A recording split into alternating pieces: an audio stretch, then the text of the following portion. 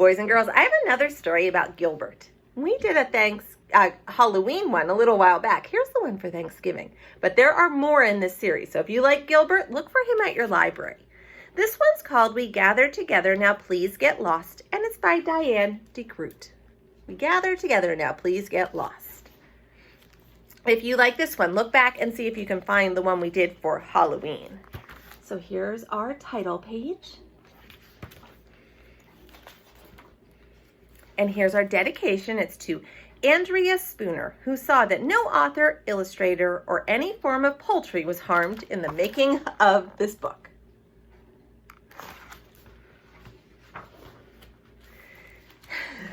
Here's Gilbert.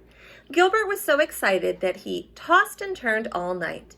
Tomorrow his class was going on a field trip to Pilgrim Town.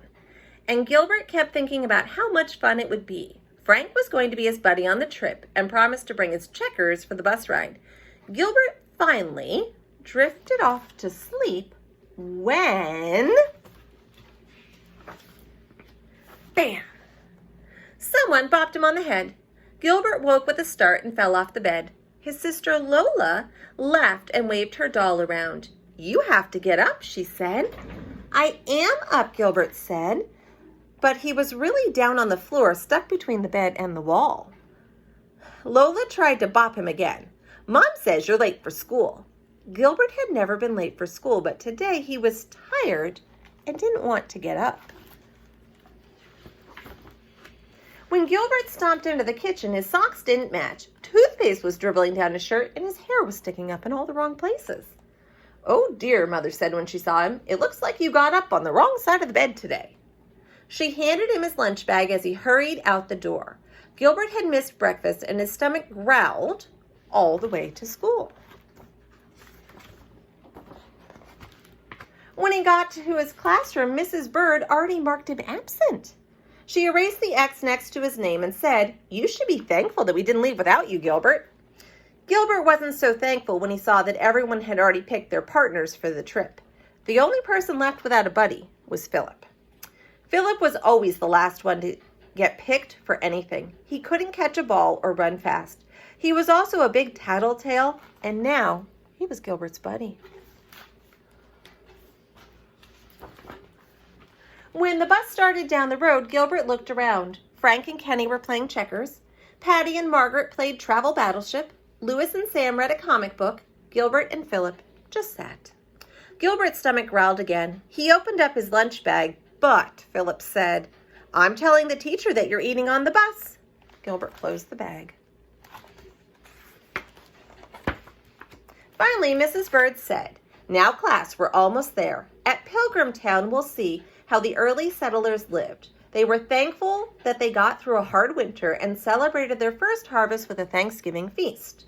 During our visit today, I want you to think about all the things that you can be thankful for."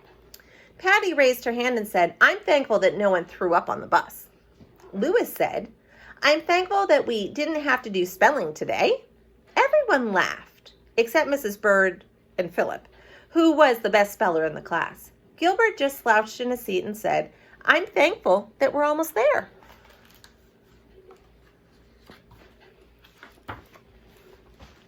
When the bus pulled into the parking lot, Mrs. Bird said, "Remember to stay with your buddy at all times so no one will get lost." 2 by 2, they walked through the village where people in costumes talked about how the Pilgrims lived. As they headed toward the blacksmith shop, Gilbert ran to catch up with Frank and Kenny. Philip ran after him, calling, "Hey, wait for me." Frank said, "Too bad we can't be triple buddies, Gilbert, but you need to stay with Philip." When Philip caught up, he said, "Don't walk so fast, Gilbert. Mrs. Bird wants us to stick together." So Gilbert walked really, really slowly. Philip pulled at his sleeve and said, "Hurry up, Gilbert." At the hay barn, Gilbert hid behind a group of older students, but Philip found him. "Stop it, Gilbert," he whined. "I'm telling Mrs. Bird that you're fooling around." "You're a big tattletale," Gilbert said. "Why don't you just get lost?" "I'm telling Mrs. Bird that you called me a tattletale," Philip said.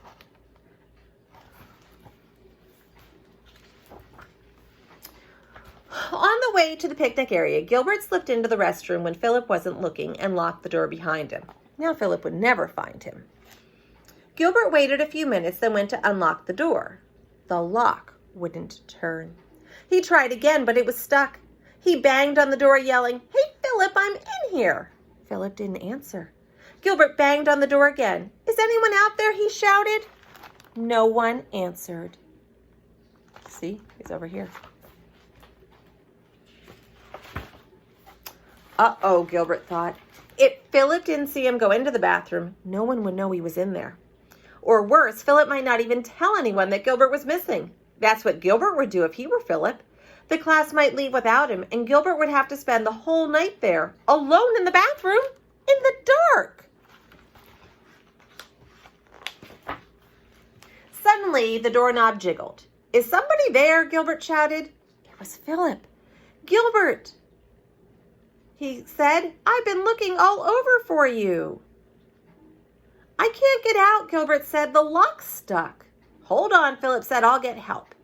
After a few minutes, a guide came with a key. When Gilbert finally got out, he saw Philip, but not the rest of his class. "Uh-oh," he cried. "We lost our class." The guide smiled and said, "Then we'd better check the lost and found." As they walked to the visitor center, Gilbert knew he was going to be in big trouble. And Philip was too, all because of him. Gilbert waited anxiously with Philip at the lost child corner until the class appeared. But Mrs. Bird wasn't mad. She said, "There you are. I'm so glad we found you." Louis wasn't so glad. He said, "We could have been eating lunch already, but we had to come looking for you and Philip."